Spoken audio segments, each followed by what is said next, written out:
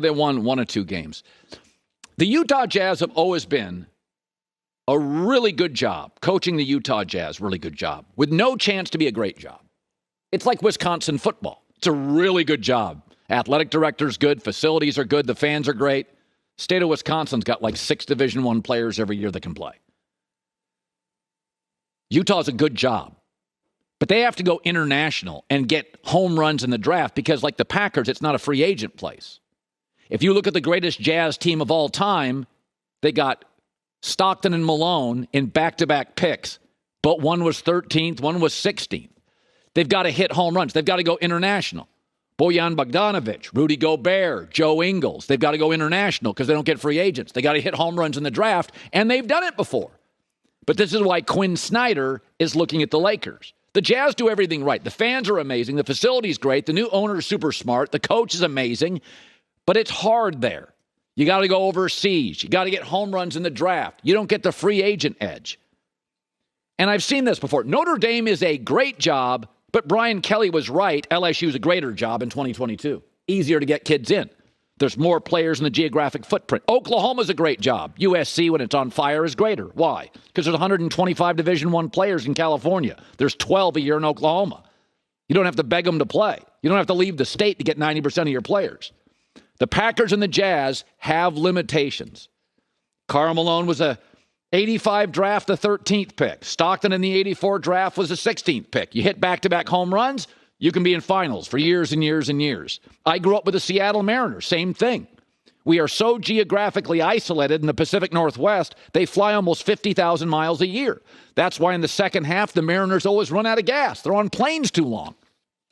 But I look at Quinn Snyder, and I see a great coach and a well-run organization and a rabid fan base. And Rudy Gobert's a remarkable defensive player. But one injury to Joe Ingles, or it was Bogdanovic the year before, and they're not a championship team. In fact, they're not even a conference champion. They're not going to get to the Western Conference Finals. As good as Quinn Snyder is, 8th season, no conference finals. It's not because he can't coach.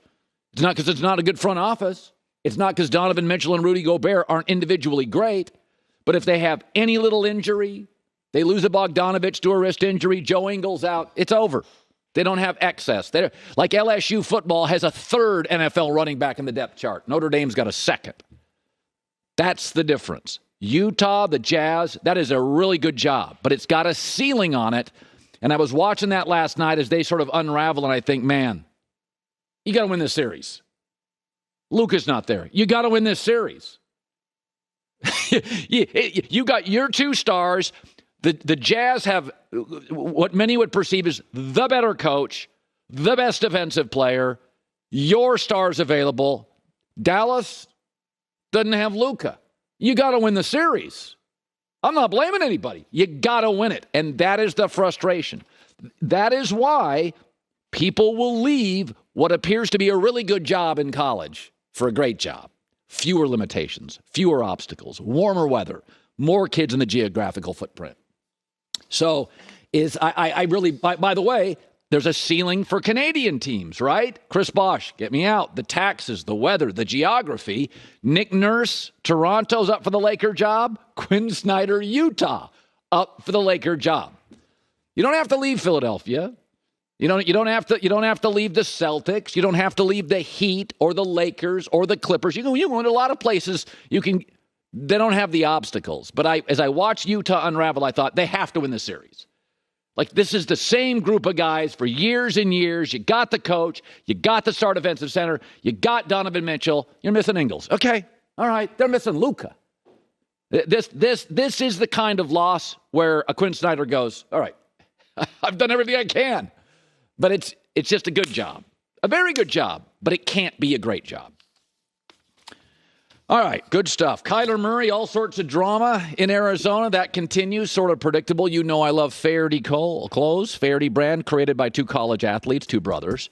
It's the most comfortable clothes. It's also incredibly versatile, which means you can wear it to work. You can wear it golfing. You can wear it home. You can wear it at the airport. You can wear it on vacation. I wear Faherty all the time. Love Faherty. Right now, their best sellers are officially back. They ran out Christmas, New Year's. Couldn't stock them. People bought them. Now they're back, including The Movement long sleeve shirt, it's back. Super comfortable, got many in my rotation. The Inlet knit blazer is back. Looks like a tailored jacket, but in a hoodie material. Best part for my listeners, get 20%. Why? Well, young crowds, more testosterone, no kids often, not married. They spend their money on sports. They're loud. You want to have tickets that young people can afford. But there is a city in the country that has lots and lots of rich young people. I'm reading it here. The U.S. city with the most millennials earning the most money, number 1 is San Francisco, and number 2 is neighboring Oakland.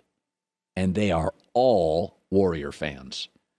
That is the loudest arena in the NBA, and it's not close. No fan base feeds off its team, and no team feeds off its fan base. What about Phoenix? Phoenix's home and road record's the same. They're great everywhere.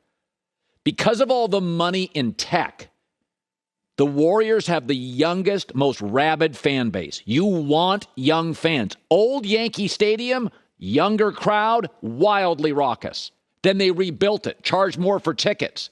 That made the crowd older and more affluent. The stadium got quieter. I saw this at the University of Oregon. Autzen Stadium was a crazy place. Then they rebuilt it, charged more for tickets, priced out a lot of the young people.